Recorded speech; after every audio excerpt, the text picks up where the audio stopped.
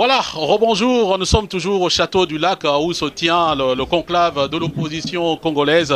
Vous êtes toujours branchés sur www.tchangou.com à la web TV, la culture de l'excellence. Pour ceux également qui nous suivent à Kinshasa à la télévision, eh bien, soyez toujours le bienvenu. Je vous ai dit que je suis en train de faire la ronde des hommes politiques qui sont présents ici.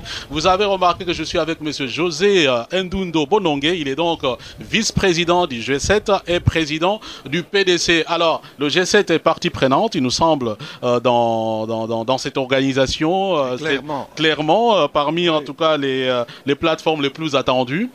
Est-ce que vous pouvez dire à tous ceux qui nous suivent finalement, qu'est-ce que les gens peuvent attendre de ces assises de Bruxelles concrètement? Non, concrètement, nous constatons que en réalité, il y a un temps pour tout. Aujourd'hui, pour nous, le temps est arrivé de rassembler au maximum l'opposition pour pouvoir aller dans les combats qui nous concernent. Le premier combat étant le respect de la Constitution. Le deuxième, sans aucun doute, la possibilité d'une alternance démocratique, la préparation des élections et tout ce qui s'ensuit. Et donc nous sommes là pour réussir ce défi. Nous sommes un parti qui n'est pas depuis très longtemps dans l'opposition parce que nous étions de la majorité présidentielle. Et donc ce que nous voulons aujourd'hui, c'est ensemble avec nos frères, rassembler, nous puissions maintenant apporter des solutions claires et profitables au peuple congolais dans son entièreté. Alors, quand le G7 dit rassembler l'opposition, on a l'impression que c'est rassembler l'opposition autour de Moïse Katumbi, qui est le candidat désigné du G7. Ici, c'est l'invitation d'Etienne Tshisekedi, qui est le candidat naturel de l'UDPS. Est-ce que finalement, vous allez trouver des points de convergence pour justement régler cette histoire? Est-ce qu'on va parler des candidatures communes de l'opposition? Non, aujourd'hui, nous ne parlerons pas de candidature de l'opposition. Nous parlerons aujourd'hui et clairement du fait que, autour du président Tshisekedi qui nous a conviés à cette réunion, nous puissions lever des options pour une opposition réunie, à même et capable de défendre les objectifs que nous poursuivons, comme je l'ai dit tout à l'heure, le respect de la Constitution, l'alternance, le développement du peuple congolais, pour tout le peuple congolais. Donc nous sommes ici pour constater le fait que le président Tshisekedi est en âge le plus ancien d'entre nous, mais aussi le plus ancien dans l'opposition politique, et qu'ayant été conviés par lui, nous ne pouvions pas nous dérober. Et donc nous sommes là pour trouver les solutions appropriées aux problèmes qui nous permettent demain de parler d'une voix forte, clairement comprise par la majorité actuelle qui veut faire ce que vous savez comme nous, c'est-à-dire se dérober aux élections qui viennent. Alors finalement vous parlez d'unité, en même temps on a senti qu'il y a des divergences entre plateformes, c'est ce qui a, il me semble, retardé les débuts de ces assises. Finalement, où vous les situez-vous, en tant que G7? C'est normal, les gens peuvent s'étonner, mais c'est dans la vie, même dans les familles les plus unies, il y a des divergences. Et les divergences qui sont là, nous nous attelons à les lever, à faire en sorte que nous regardions dans la même direction. Nous ne sommes pas ici pour de partage de postes, nous sommes ici pour que Kinshasa comprenne clairement que le schéma actuel, le chemin même qui est pris, où on annonce qu'un président ayant 45 ans ne peut pas aller à la retraite, nous disons non. Nous voulons que la constitution que nous avons bâtie ensemble à Sun City, dans des conditions difficiles, la vision qui est porteuse d'avenir de Sun City soit aujourd'hui défendue par l'opposition dans son entièreté. Et nous invitons tous nos frères qui sont dans l'opposition à se joindre à nous, à se joindre au président Tshisekedi pour que nous allions de l'avant. Alors, comment l'invitation est faite par Etienne Tshisekedi et l'UDPS qui sont, eux, pro-dialogue, alors que vous, G7 et d'autres de la dynamique sont anti-dialogue. Est-ce que ces divergences seront également mises sur la table pour qu'au final, vous parliez d'une même voix face à l'autre camp qui est au pouvoir? Nous parlons de quel dialogue? S'il faut se parler comme nous parlons ici, oui. Mais si c'est pour aller bafouer tout ce qui a été convenu, respect de la Constitution et tout ce qui s'ensuit, nous disons non. Donc il ne faut pas déplacer le débat.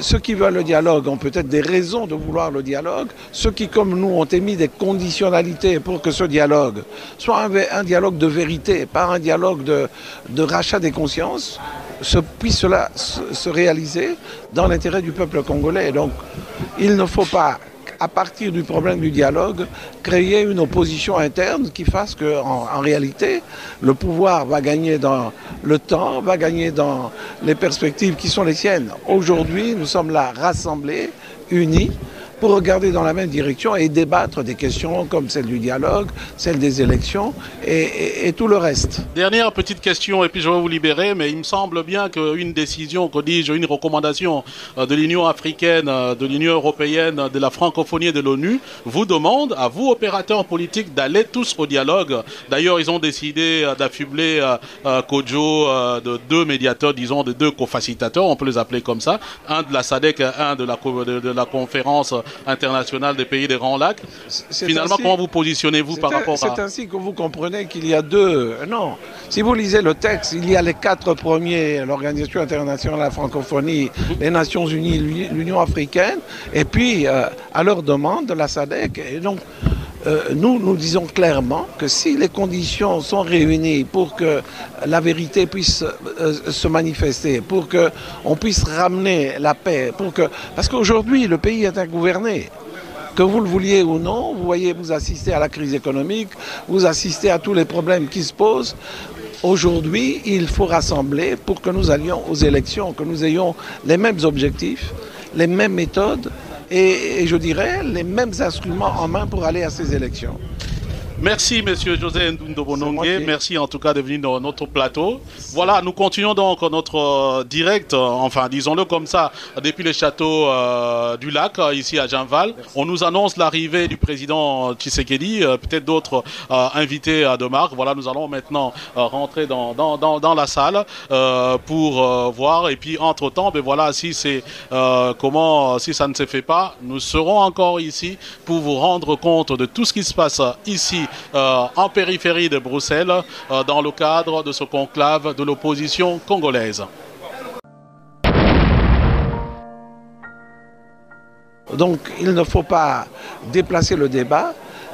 Ceux qui veulent le dialogue ont peut-être des raisons de vouloir le dialogue. Ceux qui, comme nous, ont émis des conditionnalités pour que ce dialogue soit un dialogue de vérité, pas un dialogue de rachat des consciences, puisse cela se réaliser dans l'intérêt du peuple congolais. Donc, il ne faut pas, à partir du problème du dialogue, créer une opposition interne qui fasse qu'en réalité, le pouvoir va gagner dans le temps, va gagner dans les perspectives qui sont les siennes. Aujourd'hui, nous sommes là rassemblés, unis, pour regarder dans la même direction et débattre des questions comme celle du dialogue, celle des élections et tout le reste. Dernière petite question et puis je vais vous libérer, mais il me semble bien qu'une décision, que dis-je, une recommandation de l'Union africaine, de l'Union européenne, de la francophonie et de l'ONU vous demande, à vous opérateurs politiques, d'aller tous au dialogue. D'ailleurs, ils ont décidé d'affubler Kodjo de deux médiateurs, disons, de deux co-facilitateurs, on peut les appeler comme ça, un de la SADC, un de la conférence